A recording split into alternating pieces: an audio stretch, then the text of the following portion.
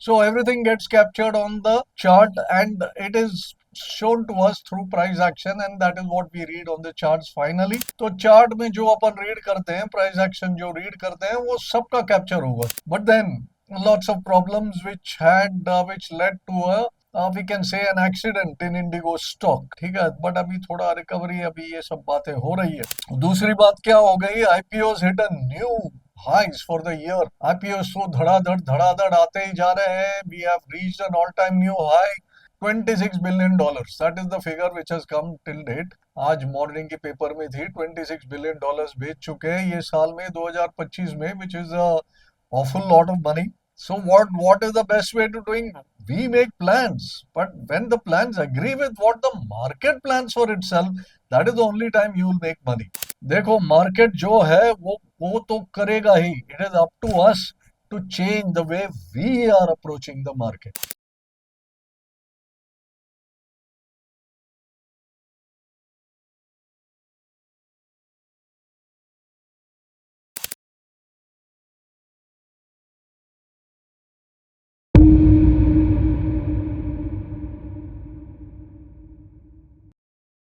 Hello there, all viewers. Welcome to our channel and welcome to a new edition of Charts and Beyond. This is episode number 28. This episode has been a little longer in the making, mainly owing to some health issues which I had, which prevented me from making it earlier. But nevertheless, no problem because the market has not been doing anything very much. वहीं पे घूम रहा था काफी समय से. It is caught in a range और कुछ कर नहीं रहा है. तो बहुत सारे इवेंट्स हुए बट मार्केट तो एक ही रेंज में पड़ा हुआ है, and that is becoming the major difficulty. So let's go and see what has all happened and how it is all relevant to our markets. This is what we do in Charts and Beyond. And Charts and Beyond, as people know, what we do is here we look at sentiment, we look at passage of time, we look at all these things, how they depict on the charts and how the macros impact what is seen on the charts, and then finally how they all come together into the price action. क्योंकि ultimately price action से ही सारे जो patterns है, सारे जो signals है, वो सब उभरते हैं प्राइस एक्शन से जो चार्ट में कैप्चर होते हैं. और चार्ट में क्या कैप्चर होते हैं, जो मैक्रो डेटास के फीड होते हैं, जो माइक्रो मूवमेंट्स के अनुसार फीड होते हैं, जो फ्लोज के अनुसार फीड होते हैं, वो सब होता है. वो कहाँ से आता है, सेंटिमेंट का चेंज से आता है. सेंटिमेंट कभी बुलिश है, कभी बेरिश है, कभी फ्लैट है, कभी मायूस है, कभी बहुत ही उत्साहित है. And all this happens through the passage of time. So everything gets captured on the chart and it is shown to us through price action, and that is what we read on the charts finally. तो chart में जो अपन read करते हैं, price action जो read करते हैं, वो सबका कैप्चर होगा. Right, so this is what we do every time in charts and beyond. Right, so let's go and see. बहुत सारे इवेंट्स हुए इन रिसेंट टाइम. सबसे पहला तो अपन लेते हैं अपना डोमेस्टिक मार्केट में 25 बिप्स का रेट की कटौती हुई. Now this was expected, not expected. Some people said inflation बहुत लो आया तो शायद कटेगा नहीं, बट फिर भी RBI governor said I want to infuse liquidity into the system, तो उन्होंने जा करके 25 बिप्स का कटौती कर ही दिया. अच्छा, फेड का था, there was a near unanimous consensus, 98% consensus की वहां पर 25 बेसिस की कटौती आएगा, तो वो तो आ ही गया. नाउ लाइफ इज जिंगलाला, इधर भी 25 बेसिस कट, फेड में भी कट. अभी फेड का कमेंट्री भी थोड़ा सा डबिश था, बोले अगला साल में, अभी नाउ द डिबेट इज एक कट होगा, दो कट होगा and all of that. So we'll see how all that pans out. But the thing is, market has the habit of capturing all these well-known events well in advance into the picture. अच्छा, बीच में क्या हुआ, IndiGo had a major breakdown और इसमें काफी कुछ तकलीफ हो गया. जो भी ट्रैवल करते थे उनको बहुत ही मुश्किलें पाई. I also was travelling during that period, but I was fortunate that my Indigo flight did not get cancelled. In fact, it landed on time and all that, did not have much of a problem. But then lots of problems which led to a we can say an accident in Indigo stock. ठीक है, but अभी थोड़ा recovery, अभी ये सब बातें हो रही है. दूसरी बात क्या हो गई, IPOs hit a new highs for the year. IPOs तो धड़ाधड़ आते ही जा रहे हैं। We have reached an all time new high in terms of the quantum of money collected in IPO, and the main thing is आगे भी चल करके ये और होते जाने वाला है। So let us see how all of this, और अन्य सारे बहुत सारे इवेंट्स हुए, but these are some of the things. Okay, some more are here. Oil and dollar drop but INR continues to weaken. ये तो बहुत very tricky thing. Oil has dropped down. It used to hover somewhere around $70. Then it started hovering at $65. Then it fell down to $60. अभी 60 के आसपास मंडला रहा है oil. Prophecies are coming for lower oil, but then something keeps happening. आज के तारीख में, today I'm doing this on the 23rd of December. But then the most tricky thing which has happened is that the dollar index has been falling.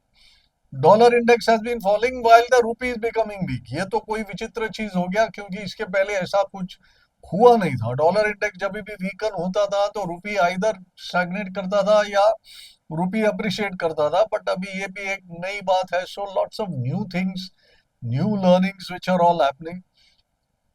Tariff तो चल ही रहा है, अपने Trump भाई साहब ने लगाए थे, उसका कोई विड्रॉ होने का कोई नाम और निशान नहीं है। बट मेक्सिको खड़ा हो गया कहीं और से, बोला हम भी टैरिफ लगाएंगे भाई आपके ऊपर। ठीक है, जो मर्जी आके मार के जा रहा है, ये सब देख लेंगे। जैसा मैंने कहा, no science of the terrorist from the US getting removed. ये कभी मैन हु क्राइड वुल्फ हो गया कि everyday there is some note और दी अदर। पीयूष गोयल बोलता है बस मैटर ऑफ टाइम, या तो बोलता है कि हमने तो दे दिया उनको ultimatum and so on and so forth. वहां से ट्रेड डेलीगेशन आती है to have a talks on trade. Then the trade talks are finish, they go back, nothing, no announcement. यहाँ का पता नहीं क्या है। Now I think the market has just got tired of this. अभी कोई इसके बारे में ज्यादा बात नहीं हो रहा है। हो सकता है कि ये टैरिफ निकल जाए और मार्केट में कोई फीका सा रिएक्शन आए, क्योंकि everything has got factored in already. अब अपने भाई बंधु है एफआई सेलिंग, वो तो नॉन स्टॉप लगा हुआ है बेचने में। ये साल में $26 बिलियन के बिक चुके। $26 billion, that is the figure which has come till date. आज मॉर्निंग के पेपर में थी, $26 बिलियन बेच चुके हैं ये साल में 2025 में, which is awful lot of money. अच्छा, उसके सामने न्यू इश्यूज में आईपीओज में कुछ $7.8 बिलियन इन लोग ने लगाए पैसे। हाँ, but then the 7.8 billion is only about 50% of what they had put in last year, which was about 14.5 billion. तो वहां भी कंजूसी कर रहे हैं ये लोग तो। So clearly, if I do not want to buy into the market, why is that? We will go and see when we get the time, and if we talk about all this. तो सबसे पहला तो आज usual अपन बातचीत करेंगे Nifty का। बहुत ज्यादा चीज नया बातचीत करने के लिए कुछ नहीं, but the main thing is इतने सारे प्रॉब्लम्स है surrounding our markets, but our markets are unmoved. बोले हम तो रेंज में रहेंगे भैया, दैट्स इट। आप कुछ भी लेके आ जाओ, मेक्सिको का टैरिफ लाओ, यार रेट कट ले आओ, यूएस में कुछ करो, फेड का करो, फलाना करो, ढिकना करो, मुझे कोई नहीं, मैं तो रेंज में रहने वाला हूँ। हाँ, दिसंबर तक तो एक नया हाई पे टंगा दिया। बैंक निफ्टी पहला गया नया हाई पे, अभी निफ्टी भी चले गया नया हाई पे। बट आगे का बढ़ोतरी नया हाई बनाता है तो जनरली कोई मोमेंटम आना चाहिए। मोमेंटम का तो इधर कोई इजाफा हो नहीं रहा है। But at the same time you will see कि भाई कैंडल स्टिक जो है, they are all having lower shadows. तो ये तो this is the weekly chart of Nifty that I am showing you. You will see last 2-3 weeks, four weeks, the Nifty futures candle is having lower shadows. Lower shadow का क्या मतलब? On a weekly candle basis, that means at the lower levels there is buying which is coming in.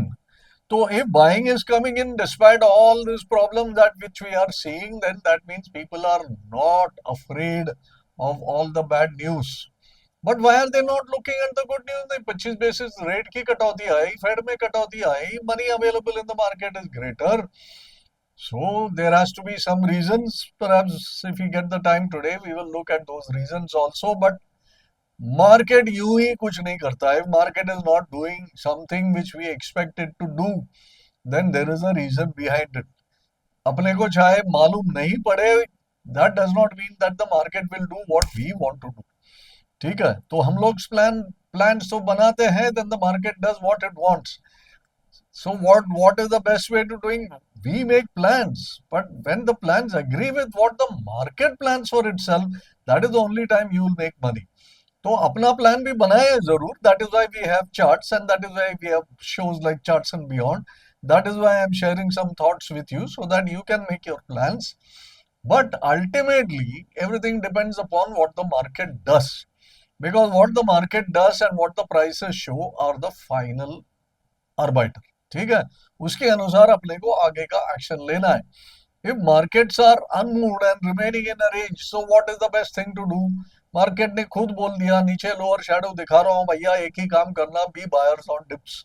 तो मैं जो weekly column लिखता हूँ NDTV profit में, वहां लगातार पिछले कई हफ्तों से मैं यही लिख रहा हूँ, continue the same posture, be buyers on dips. अच्छा, बायर्स ऑन डिप्स का क्या मतलब? you will have to you will have to define dips, right? If you have to define the dips, then you will have to draw trend line, you will have to draw moving average line, you will have to draw pitchforks, you will have to draw some pivot levels. आपके जो preferred tool है उसको आप use करिए, और dips क्या है उसको डिफाइन करिए. और जब भी मार्केट वो जो डिफाइंड लेवल है उस पे आता है, एक छोटा सा पोजीशन बनाइए, फिर मार्केट उसको कंफर्म करेगा. कंफर्मेशन कैसे आएगा? कोई ग्रीन कैंडल आएगा. अभी ग्रीन कैंडल कहाँ देखना है आपको? इंट्राडे में देखना है, अर्ली चार्ट में देखना है, डेली में देखना है, वीकली में देखना है, वो आप पे निर्भर है. तो आप डिसाइड करो कि एक तो मैं जो डीम्ड सपोर्ट है मेरे अनुसार वहां तक आएगा तो मैं एक लॉट तो खरीद लूंगा. अब एक lot is not is equal to one lot. एक लॉट आपके अनुसार हो सकता है कि 10 लॉट हो. That is a different thing. ये तो निजी चीज है, मैं बोल रहा हूँ एक पोर्शन आपका जो भी है, and then after it gets confirm you can add more. अच्छा, अभी रेंजिंग है तो रेंजिंग टॉप में जाएगा जनरली आजकल का. आप अगर देखेंगे, एक एटीआर एक मेजर होता है, average true range. Average true range का आप देख लीजिए क्या है. Average true range these days is for the Nifty future is about 140 150 points. तो इसका ये मतलब है कि भाई 150 पॉइंट का मूवमेंट आ जाता है तो निफ्टी मोटा मोटा उधर बढ़ जाता है. तो डे ट्रेडर है तो 100 150 पॉइंट मिल जाए तो खा जाओ, 75 पॉइंट मिल जाए तो खा जाओ. वो आपके अनुसार है, आपके कैपिटल, आपके रिस्क प्रोफाइल, आपके अनुसार कहीं भी खा जाओ. But that is what you are getting as the potential move that you are getting. अगर उससे लंबा खेल खेल रहे हो, आप स्विंग ट्रेडिंग, पोजिशनल ट्रेडिंग कर रहे हो, अक्रॉस द वीक ट्रेडिंग कर रहे हो, then you take a look at weekly ATR, तो आपको उसका एक आइडिया मिल जाएगा. 400 500 पॉइंट के आसपास है, तो 400 पॉइंट 500 पॉइंट की बढ़ोतरी आती है या गिरावट आता है, वहां पर आप ले लो और या वहां पर आप बेच दो ऊंचे में. So this is the approach to take so that you learn to play the range this way. I hope that is clear, and this is how a range is suppose to be played. तो market तो range में है, but आप देखें रुझान इसका upward based है. रुझान भी अपवर्ड बेस्ड है, और आप नीचे से आप देखेंगे जो अप्रैल मई में बॉटम बनी थी और वहां से जो चली अभी मैं यहाँ कर्सर लगाने का कोशिश कर रहा हूँ, there you are, I hope you can see it on the screen. यहाँ से जो चली, ये अधिकतम आप देखेंगे इसमें ग्रीन कैंडल्स डोमिनेट कर रहे हैं. फिर एक छोटी सी करेक्शन आई, ये सब हमको डरा दिया, बोले ए बाबा 6 7 कैंडल एक साथ आ गए, बोले खत्म मामला, finish, now the market will go and break a new low. ऐसा सब बातें आई थी, बट मार्केट आया, बोले कि ये है टैरिफ है, उसकी ऐसी की तैसी, एफआई सेलिंग की ऐसी की तैसी, whatever it is, I don't want to go down, and then it starts going up again. अच्छा, अभी ये राइज आया न्यू हाई पे, बट यहाँ पर देखो quality of green candle is not so very good.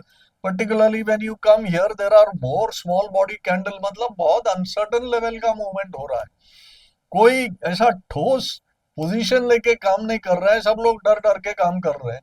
और नया हाई बनता है तो बोले जहां पर when you should be stepping in with confidence into the market, कोई आ नहीं रहा है. बोले ठीक है, जैसा थोड़ा गिरावट आया तो बोले ले लो भैया, take take my stocks and give me my money. तो ये जब हो रहा है तो कॉन्फिडेंस की कमी है मार्केट में, बट देन फियर फैक्टर नहीं है. फियर फैक्टर क्यों नहीं है? आप विक्स को देखेंगे, विक्स हैज गॉन बिलो 10%। अब 10% के नीचे तो विक्स आ गया 9.5%। ये तो देख के जमाना हो गया। तो ऑप्शन के प्रीमियम तो एकदम ऐसे मरे हुए हैं, बट इसके बावजूद भी लोग ऑप्शन में जाके शॉर्टिंग कर रहे हैं। अच्छा, ऑल द बेस्ट भैया, जो आप 9 का विक्स पर, विक्स के ट्रेडिंग पे आप ऑप्शन के शॉर्टिंग कर रहे हो, बस ऑल द बेस्ट। आपकी तकदीर अच्छी है तो आप रुपया बनाएंगे, but then you be careful कि one small news, one thing adverse, and then the volatility will give you such a resulting slap कि नानी याद आ जाएगी। Anyway, that is a different issue. But markets remain unmoved. That is the main thing. When markets are unmoved, they will range, and in the range, buy the dips is what is being advocated since many weeks. It continues to be so as of 23rd December also. All right, so let's go ahead. Next is FI selling. सब लोग इससे परेशान है, बोले यार इनको करना क्या है, कभी ये लोग कभी बंद करेंगे कि नहीं. They have been net sellers. अभी ये कुछ था कहीं, they have been sellers of 141 out of 234 calendar days in a week. तो और इन्होंने, किसी ने किया set to exceed the 146 net sell days. ये तो अभी हो गया, ये तो लास्ट वीक का था कोई, जब भी मैंने ये पीपीटी बनाई थी. अभी ये एक वीक से डिले हो गया मेरा ये presentation. When sell days in 2008 only 154 days का लगातार सेलिंग था इनका, बट अभी ये 146 नेट सेल डेज के तो आगे हो गए, राइट. और किसी ने इसमें और एक इंटरेस्टिंग स्टैटिस्टिक जो निकाली थी, जो मैंने सोचा कि आपको फीचर कर दूं. This is just general technical matter. This translates towards selling of 110 crores every trading hour. Not that this helps us in any way, but it just gives a perspective. 110 crore रुपया एवरी घंटा बेच रहे हैं. 6.5 घंटे का लिया और इन्होंने इतने दिन लिया, इसके अंदर एवरेज आउट करके निकाला कि 110 करोड़ रुपए का एफआई की सेलिंग हो रही है every single day. But why is the market not following? क्योंकि डीआई तो इनका बाप निकला. बोले चलो आप 110 तो मैं 520. हाँ, तो ये मुझे वो नाना पाटेकर का एक कोई फिल्म का डायलॉग याद आ रहा है. उधर कोई ऐसा वो चाइनीज वाला आता है, वो हुआ हुआ कुंफू करता है. तो नाना पाटेकर उसको डायलॉग बोलता है कि अरे तू भी कराटे थो, हम ही मराठे. And that dialogue went on very well, and it was famous for a long time. So in the same way, इधर अपन भी वही बोल रहे हैं, नाना पाटेकर वाला डायलॉग. बोले तू, तुम ही कराटे तो हम ही मराठे. बोले 520 करोड़ ले रहे ये लोग. ये 520 करोड़ आ कहाँ रहे? It is all coming from all of us. SIP की अपना क्यू लगी हुई है, क्वांटम ऐसा ओवरऑल में चेंजेस, ये वो सब आ रहे हैं. But then the moot point is, अगर 110 बेचा जा रहा है और 520 की खरीदी हो रहा है, तो फिर that is why the market is not following. तो डीआईएस अपने थ्रू इस मार्केट को संभाल के रखे हुए. That is very very clear, right. अब ये लोग क्यों नहीं आ रहे हैं, एफआई क्यों बेचे जा रहा है, उसके लिए कई रीजन तो बताए जा रहे हैं. High valuation of Indian equities relative to global peers. यहाँ पर अपन बोले यार 20 आ गया, लार्ज कैप में 20 आ गया, अभी तो खरीदो बोले, but relative to global peers ले रहे हैं. एक समय था when China was trading at 9 and 10. अब चाइना भी आ गया ऊपर, so relative to China we are not so expensive. That is because Chinese markets have come up. But then बाकी ग्लोबल पीयर्स है लैटिन अमेरिका वगैरह, तो इसके अनुसार they are viewing us as being more expensive. अच्छा, और mid cap small cap का तो कहना क्या, they have been trading at higher valuations all through. अच्छा, uncertainty of US bond yields. US bond yields में क्यों अनसर्टेनिटी है? ट्रम्प भाई साहब का जो जो भी रवैया है, that is keeping US bond yields also under some some sort of a pressure. Now इससे क्या हो जाता है, risk appetite becomes uneven because there also the views on bond yields are changing. ठीक है, तो रूपी वीकनेस तो है ही. We have had the fastest depreciation of rupee in a long time. ये साल में 2025 में रूपी का जो वीकनिंग है, that has been one of the fastest. अच्छा, ये टिपिकली स्लो डाउन क्यों होता है? क्योंकि आरबीआई इंटरवीन करता है and then they slow it down. But it seems now that the RBI said let it go. Tariff का ये जो मामला है, उसको अगर कुछ काउंटर करना है, तो then we have to let our exporters kind of be in the game. So let the rupee become a little weaker. तो अभी 1991 वगैरह आ गया था, lowest ever, and so on and so forth. Tariff related uncertainties are still there. कभी हाँ कभी ना, ये तो चल ही रहा है. और this is not just related to India and US, global narratives ही बदल रहे हैं. अभी ट्रम्प जाकर के बैठ गया, बोले अभी वेनेजुएला पे वार करूंगा मैं. Venezuela reportedly has the largest reserves. अभी उसको निकालते नहीं है ऑयल के. They have the largest reserves. अभी क्या पता उसको वेनेजुएला का तेल चाहिए, उनका कोई टैंकर पकड़ा गया, तो ट्रम्प ट्रम्प भाई साहब ने स्टेटमेंट दे दी, बोले वो तो अभी हमारा ऑयल हो गया, हम उसको रखेंगे, बेचेंगे, जो भी करना है करेंगे, बट ये वेनेजुएला को नहीं जाएगा वापस. Global narratives are shifting, and there are so many other things which are happening globally जो एक आम आदमी का समझ के बाहर है. तो इसीलिए वो बहुत एग्रेसिव नहीं हो रहा मार्केट में, इसीलिए रेंजिंग बना रहा है. बट कोई ऐसा एग्रेसिव वीकनेस भी तो नहीं दिख रहा है, इसीलिए तो चल ही रहा है. अच्छा, आरबीआई रिपो कट का एक आया, सब लोग बोले ये तो अच्छा ही है, but then there are some sectors that that which will benefit. तो उस तो उसमें तो वेरी एविडेंट है कि बैंकिंग और एनबीएफसीज, क्योंकि हायर लोन ग्रोथ और डिमांड आएगा, इसलिए बैंकिंग और एनबीएफसीज ये सब शेयर तो चले. बैंक निफ्टी तो पहला चला, बैंकिंग पहले चले, पीएसयू बैंक्स पहले चले, प्राइवेट बैंक्स इतने चले नहीं है. HDFC ICICI bank has been lagging actually, और जो private bank which has been able to keep up private bank index, that has largely to do with some banks like AU Financial Bank and maybe Federal Bank and maybe City Union वगैरह वगैरह. ये सब जो अलग चले, ये हम तो नॉर्मली बैंकिंग करते हैं, बैंक निफ्टी करते हैं, तो by default we go and see HDFC and ICICI. But वो थिंकिंग जरा चेंज चेंज करने का समय आ गया. Then the other sector which will benefit is real estate and housing. ये तो ऑलरेडी बढ़ चुके थे. अभी सेलेक्ट जो है रियल एस्टेट स्टॉक्स है वो तो चल रहे हैं ठीक ठाक. तो शोभा है, प्रेस्टीज है, ये सब तो these people are all doing well. They are all doing some good fundraising. They are reaching out to new markets. So all of that is happening. So don't keep running to the tried and tested. जैसे अपन भागते हैं Godrej property, DLF, इसके पीछे भागते हैं. Look at the broader range, क्योंकि market की preference बदल रही है ना. So people are already well loaded on the big names. तो अभी और कहाँ लोड अप करेंगे, ट्रक तो भर गया भाई डीएलएफ के साथ, गोदरेज प्रॉपर्टी के साथ. अभी क्या करेंगे, रियल एस्टेट परफॉर्म करने वाला है तो उनको कहीं और जाना पड़ेगा. उसमें क्या मिला भाई, कोई शोभा मिल रहा है, कोई प्रेस्टीज मिल रहा है, या तो कोई ओबेरॉय मिल रहा है, something and all like that. So you also have to look at a wider list of stocks. Banking and NBFC हो या रियल एस्टेट, एनबीएफसी में बहुत सारे काम हो रहे हैं, बड़े बड़े इन्वेस्टमेंट्स आ रहे हैं एनबीएफसी में. देखो जैसे श्रीराम फाइनेंस में आया इतना बड़ा 40,000 करोड़ का इन्वेस्टमेंट आया, वो एमयूएफजी का. अभी ब्लैकस्टोन आया कुछ, किस में आया वो, फेडरल बैंक में कुछ आकर के पैसा डाला, यस बैंक के अंदर वो मलेशियन बैंक आकर के पैसा डाला, and so on and so fourth. IDFC first में आकर के पैसा डाला. सो what is happening is suddenly NBFCs as a theme, probably is becoming bigger theme than the banking theme. All right. So जो एनबीएफसी अपन लेते थे कि ये लगड़े घोड़े हैं, पीछे पीछे चलते आएंगे बैंकिंग के, अभी वो नहीं, ये सब घोड़े हो गए तंदुरुस्त.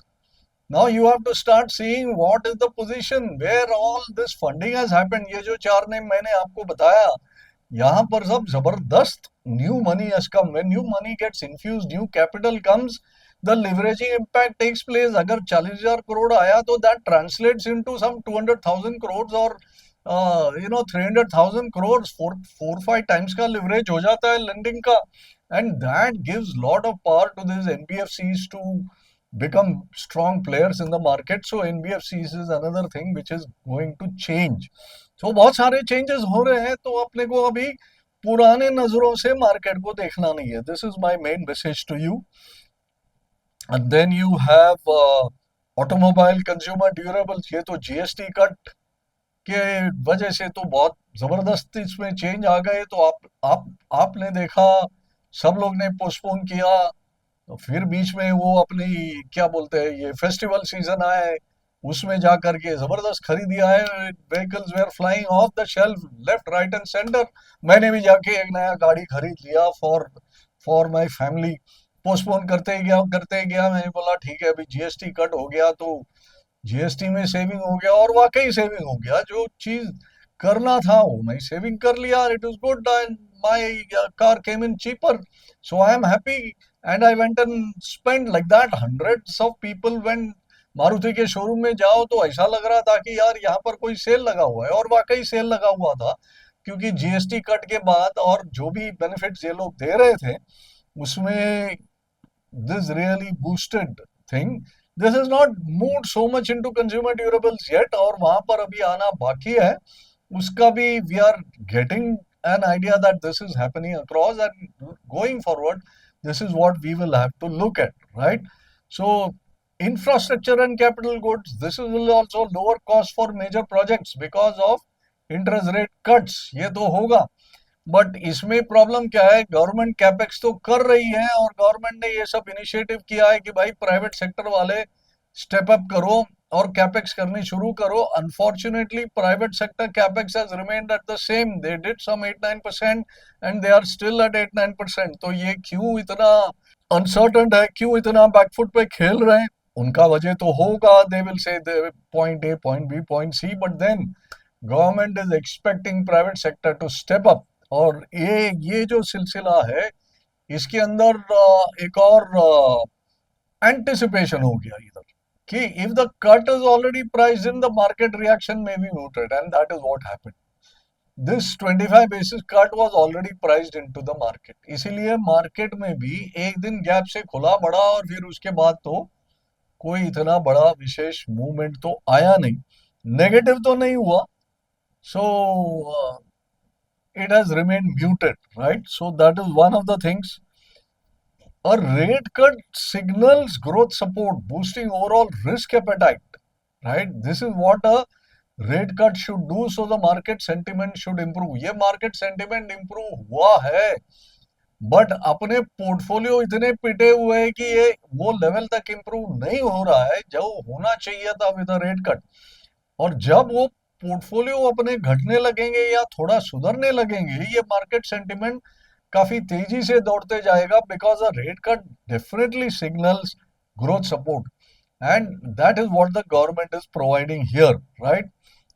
Now banks might see a short term margin pressure but usually recover with better loan growth, and this is what money control says, right? And this is also a fact कि भाई टेम्परेली क्या होगा कि banks का आज के तारीख में क्या बहुत बड़ा प्रॉब्लम है कि भाई हमारा डिपॉजिट ग्रो नहीं हो रहा है, हमें ये करंट अकाउंट और सेविंग्स अकाउंट में पैसा नहीं मिल रहे, कासा ग्रोथ नहीं मिल रहे, हम लेंडिंग कैसा करें? और लेंडिंग में जो भी आ रहा है वो बोलता है हमारा रेट कट कर दिया गवर्नमेंट ने, अभी हमारा इंटरेस्ट रेट कट करो, तो उनको वहां काटना पड़ रहा है, और यहाँ पर कासा में उनका इनफ्लो नहीं आ रहा है, तो उनके मार्जिन थोड़े स्क्वीज हो रहे हैं।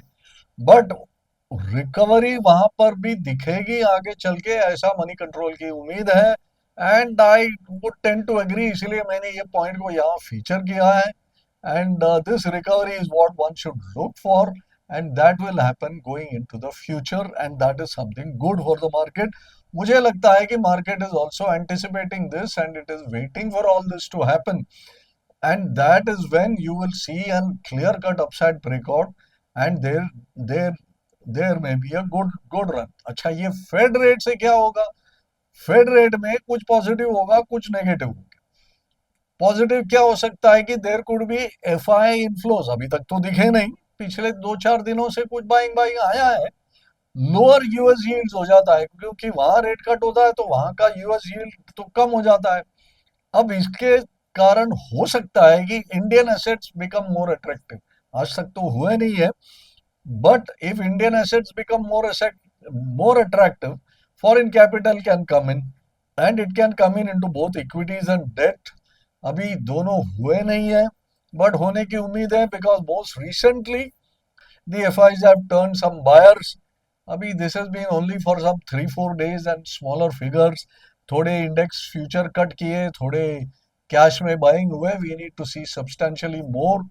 आरबीआई इंटरवीन करा और थोड़ा रुपये का वीकनेस को अरेस्ट किया, दैट इज ऑल्सो गुड, क्योंकि करेंसी कंटिन्यूड वीकनेस रहेगा तो एफआई तो आएंगे नहीं, right? So this is one of the things, rupee has to strengthen, like I said. तो more dollar inflows strengthen the rupee, क्योंकि FI भरी, if they come in to buy, dollar inflows will come, that will automatically strengthen the rupee. And one of the main reasons why that the rupee has been weakening is not generally, वो क्या होता है, ये current account deficit वगैरह एकदम it goes for a toss and the rupee weakens. This is from the economist side. But ये साल में अपना सीडी जो है वो मोरलेस स्टडी है, और मेन इम्पैक्ट जो है for weakening is the continued outflow that we have been seeing. और अगर ये रिवर्स हो जाता है, राइट, तो यहाँ पर आपको डॉलर इनफ्लोज दिखे तो ऑटोमेटिकली रुपी स्ट्रेंथन ही हो जाएगा, and that will have a beneficial impact. तो लेट्स सी ये सब अगर होता है या नहीं होता है, these are all pointers I am putting forward to you so that you can track it. क्या ट्रैक करना चाहिए, न्यूज पढ़ते समय किस चीज का ध्यान रखे और किस चीज को महत्वपूर्ण समझे, that is the whole point here. अब ये किस किस को ये बेनिफिट होगा वो भी मैंने ऐसे ही मेंशन किया, just as a side, it is oil commodity sectors boosting consumer spending, ये वो है, ये सब तो स्टैंडर्ड है। बूस्ट फॉर एक्सपोर्ट सेक्टर्स होगा, लोअर यूएस इंटरेस्ट रेट्स होगा, तो this will spur US growth, and US growth and spending शुरू हो जाएगा तो this will directly benefit IT, pharma and metal companies. तो आप देखेंगे हाल में ये तीन सेक्टर में थोड़ी बहुत तो जान आ गई, मेटल में जान आ गई, फटाफट बढ़ने लगा है metal, and then you got stocks like VDL, Hindustan copper and in zinc, ये वो तो फटाफट चल रहे हैं।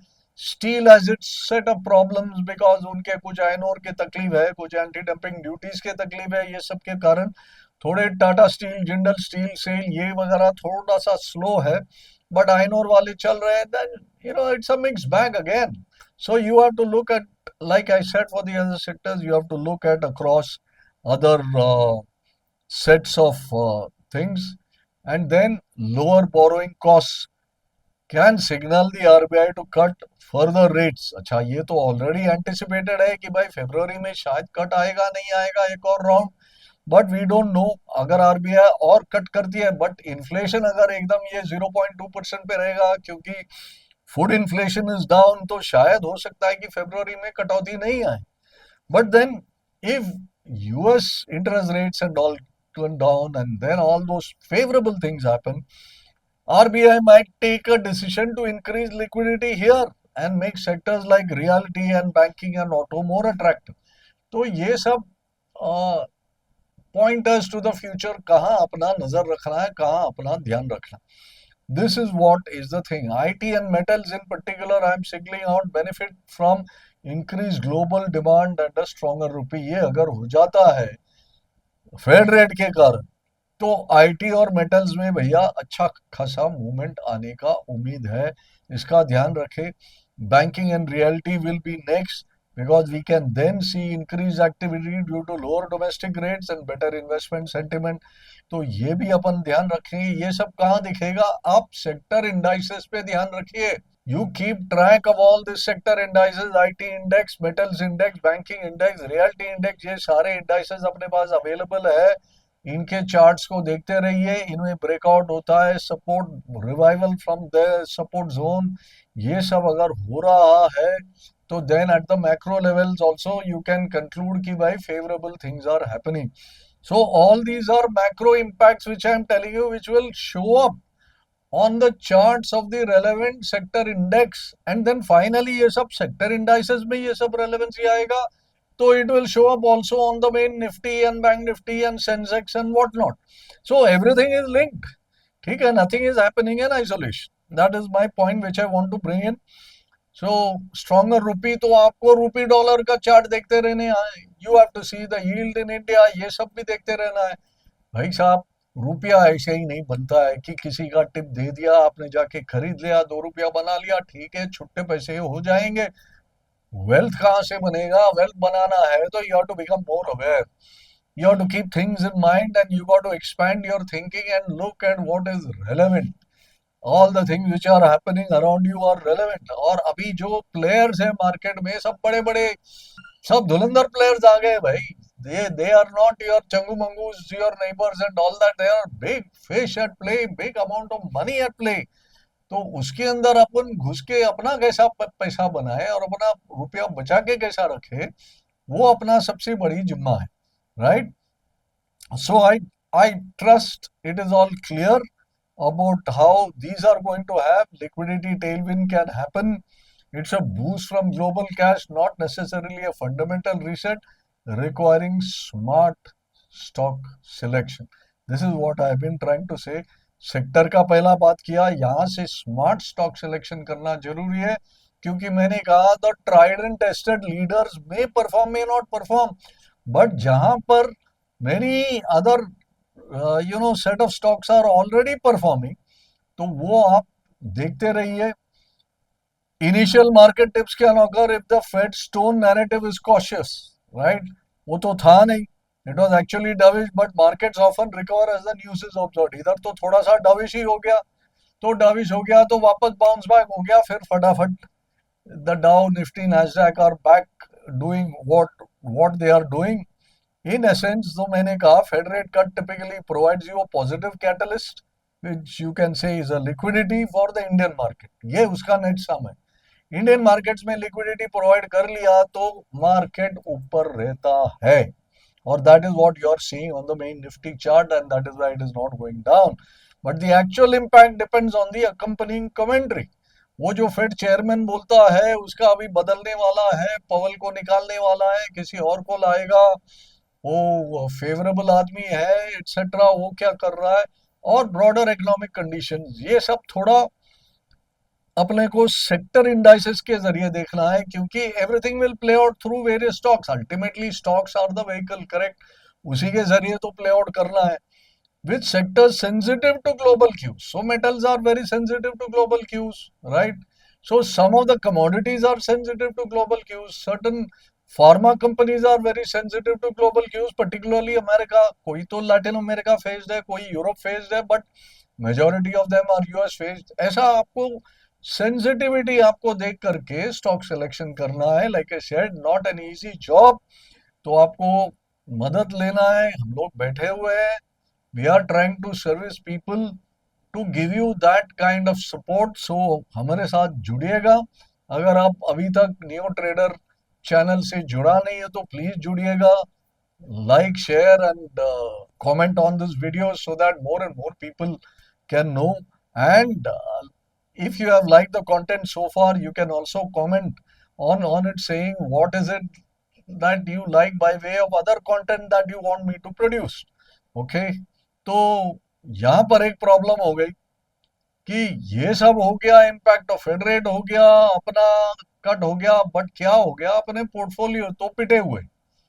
अब पोर्टफोलियो पिटे हुए हैं तो ये एक इंटरेस्टिंग चार्ट है, ईटी वेल्थ में आता है. ये जेपी मॉर्गन का पहला एक ऐसा आया करता था पूरा ग्लोबल एसेट्स के लिए. अब ये इंडियन मार्केट्स के लिए भी बनाता है ईटी वेल्थ. तो यहाँ पर क्या है, if you see mid cap, large cap, micro cap, small cap ऐसे डिवाइड कर लिया, और अक्रॉस द इयर्स पिछले 8-10 साल के इन्होंने डाल दिए 2016 से लेके 2025. तो यहाँ पर आप देखेंगे 2020, 21, 22, 23, 24, 5 साल के लिए लगातार माइक्रो कैप सेगमेंट जो है that was the top performer. 35.8% 2020, 75% 2021. That is whopping 75% for a index to perform. Then 2022 more docile, 7.8. Then back again in 2023 70, I mean 65.2%. 2024 भी कुछ कम नहीं था, 33%. तो ये क्या है, एक रिसेंसी बायस करके एक चीज है जो थिंकिंग को अफेक्ट करता है, कि हमेशा हम यही सोचते हैं कि जो अभी रिसेंटली हुआ वो आगे चल के भी होगा. तो ये रिसेंसी बायस के कारण हमारे सारे पोर्टफोलियोज जो हो गए 2020 से लेके 2024 तक, they got dominated by micro cap stocks. Not just us, but also all HNIs, all PMS, all AIS, and lots of thematic funds and flexi cap funds. ये सब के अंदर ये माइक्रो कैप स्टॉक्स तो भर गए because alpha was being found there, momentum was being found there.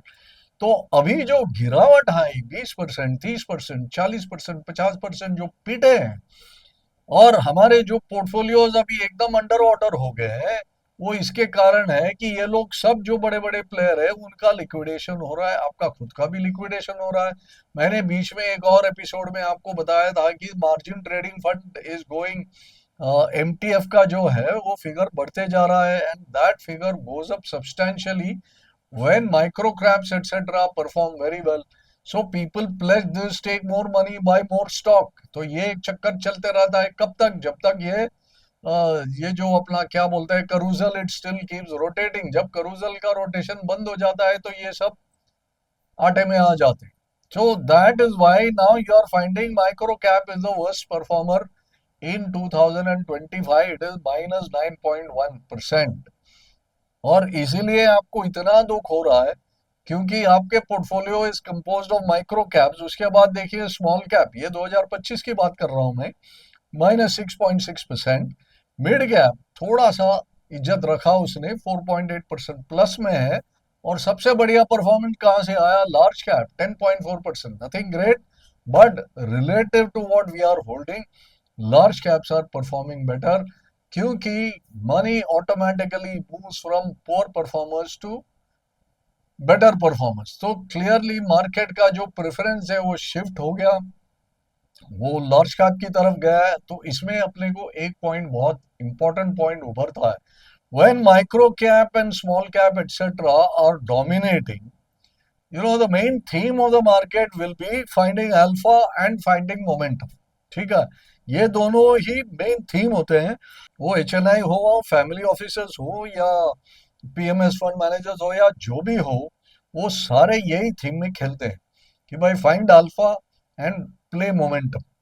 अब जब ये पिटने लगे स्मॉल कैप और माइक्रो कैप, ये थीम चेंज हो जाएगा। लार्ज कैप का थीम कभी होता नहीं है कि find alpha in large cap. Large cap में अल्फा निकालना बहुत मुश्किल है क्योंकि ये एक्सट्रीमली वाइडली ओन्ड है, और उसके अंदर अल्फा निकालना बहुत मुश्किल है। खाली अर्निंग सरप्राइजेस जब आएंगे तो थोड़े शॉर्ट टर्म के लिए एक अल्फा मिल जाएगा, या शॉर्ट टर्म के लिए एक मोमेंटम मिल जाएगा।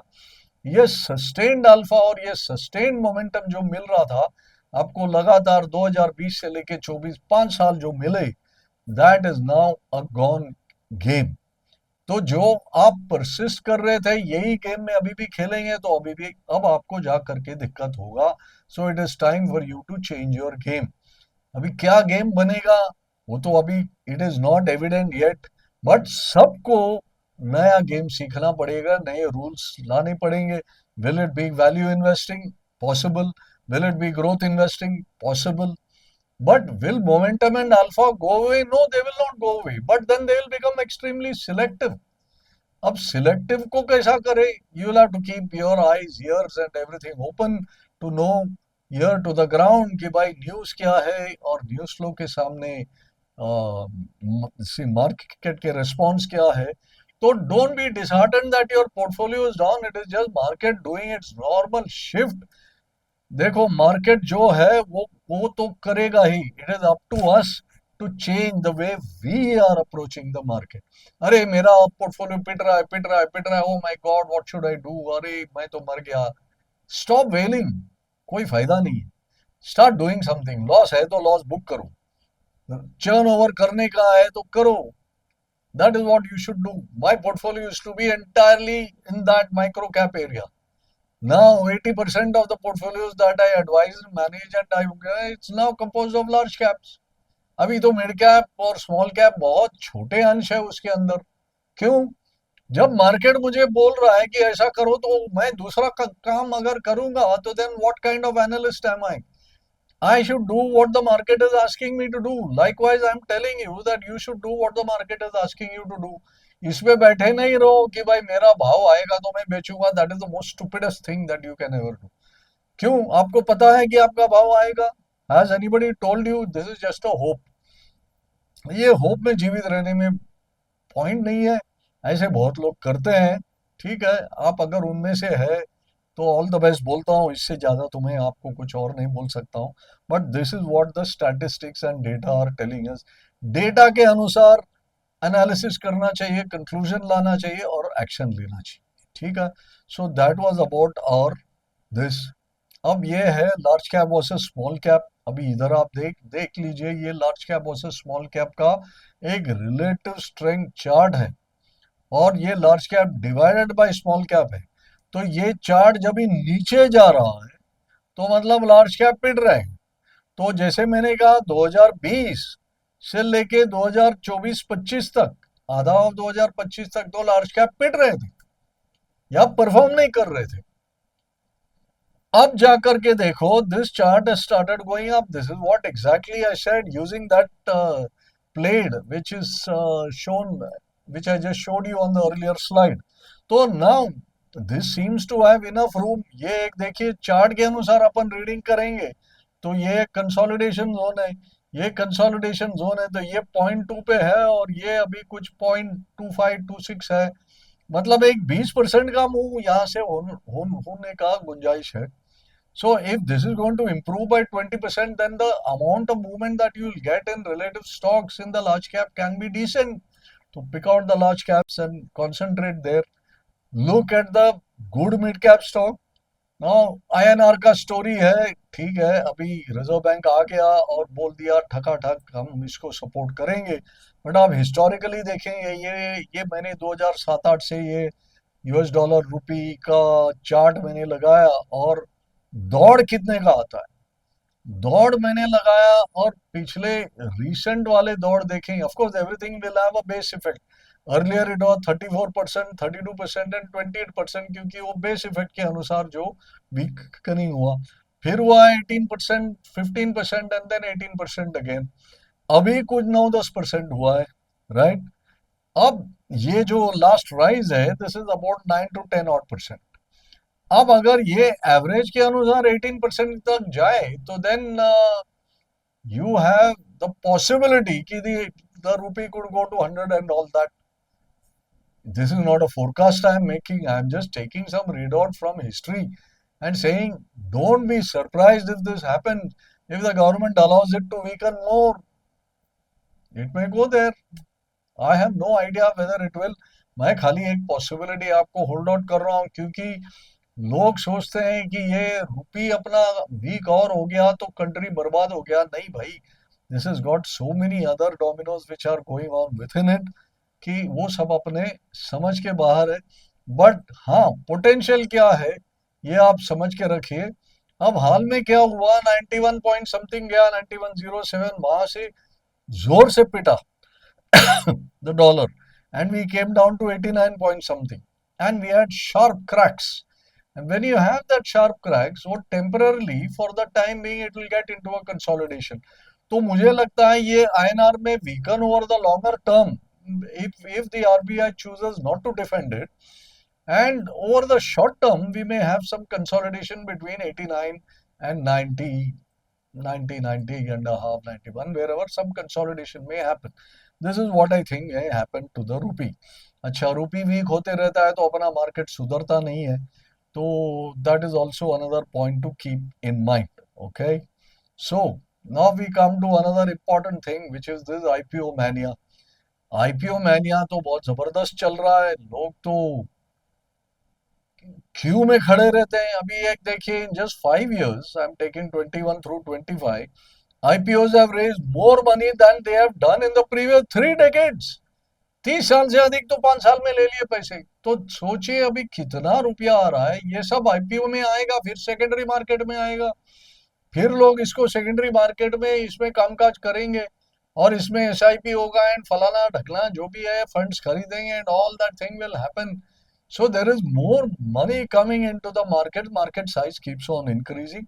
आईपीओ मैनिया का ये पहला इम्पैक्ट है।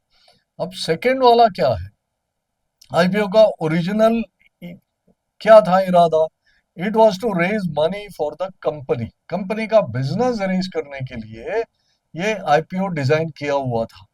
बट यहाँ पर क्या हो रहा है, ये पुराने जो इन्वेस्टर्स है उनको एग्जिट मिल रहा है।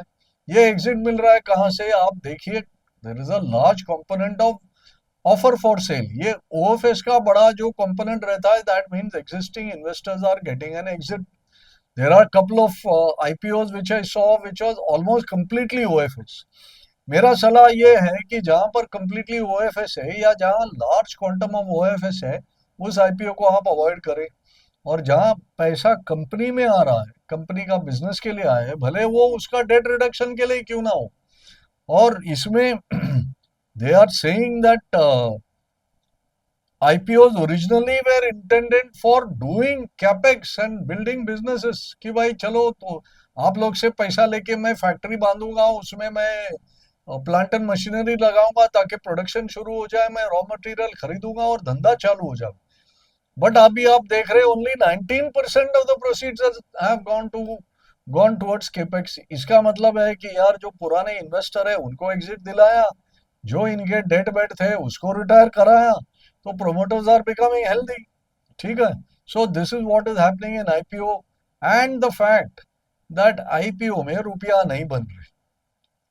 फंडिंग देम करके एक रिपोर्ट आया था, ये कोई आई थिंक बिजनेस लाइन में या किसी में आया था, उसमें से मैंने लिया।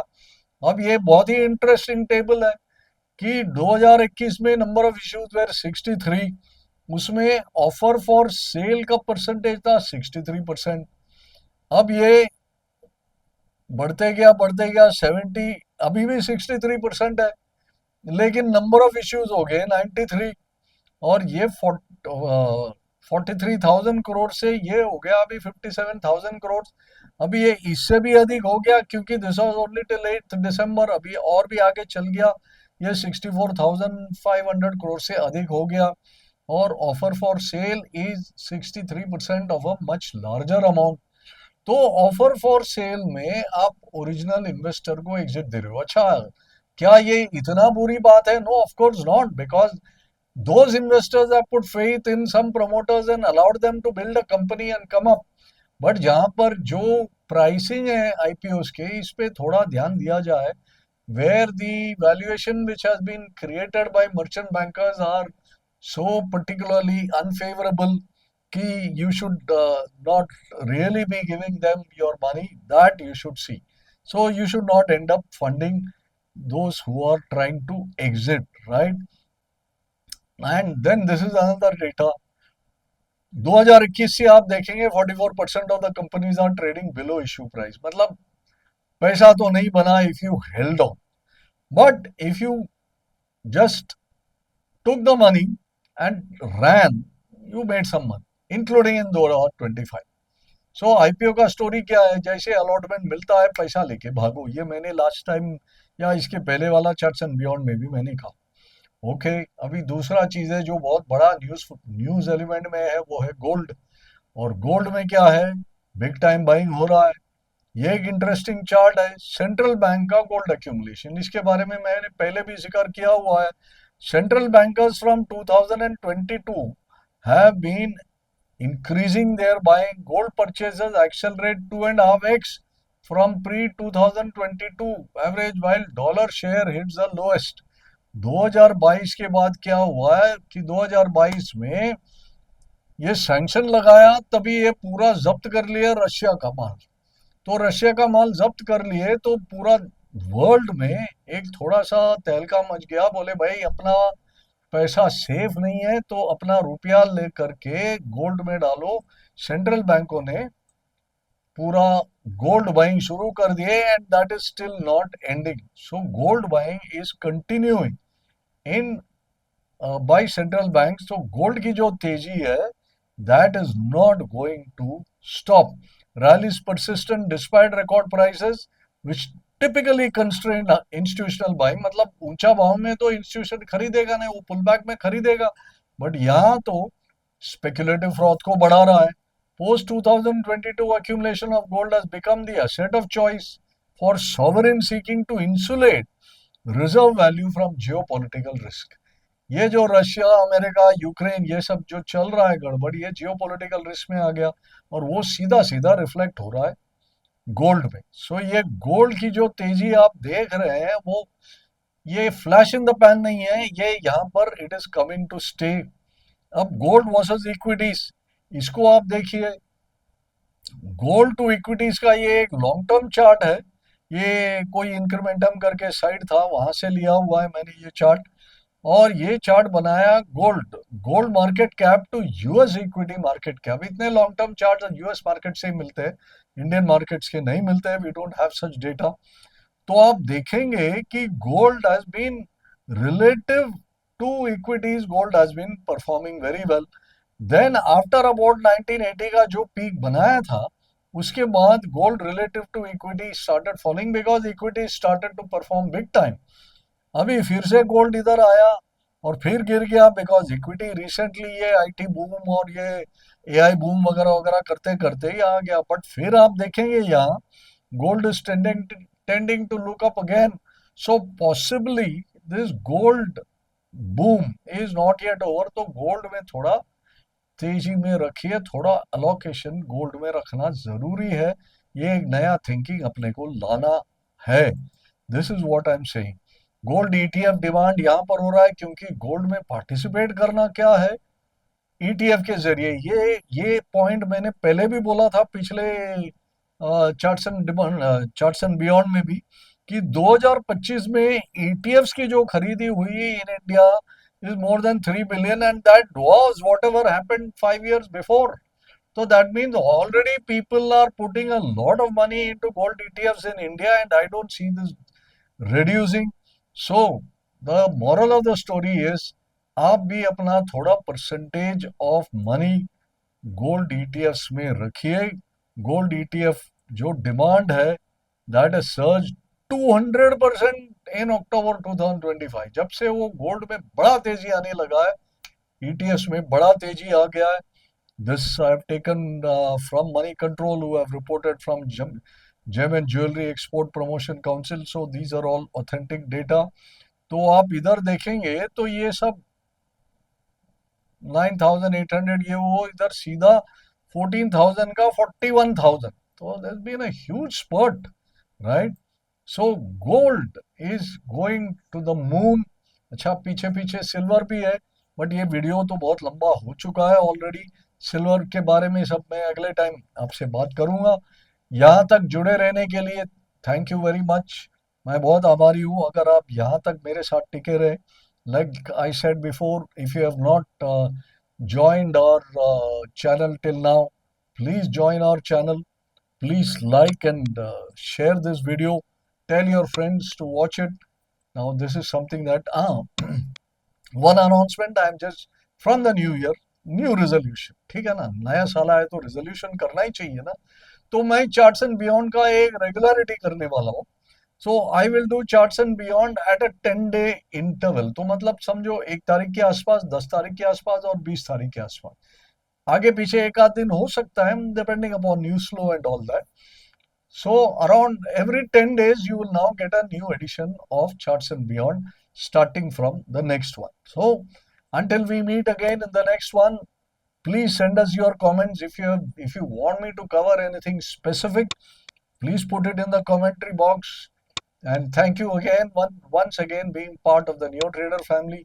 अगर न्यू ट्रेडर को अभी तक आपने सब्सक्राइब नहीं किया, हमारी फैमिली से जुड़े नहीं, तो प्लीज जुड़िएगा। न्यू ट्रेडर जैसे आपको बहुत कम सॉफ्टवेयर और कम मार्केट कंपेनियंस मिलेंगे जो आपका काम को बहुत सुविधाजनक कर देती है। So this is doctor C K Narayan signing off, and until I see you again, au revoir।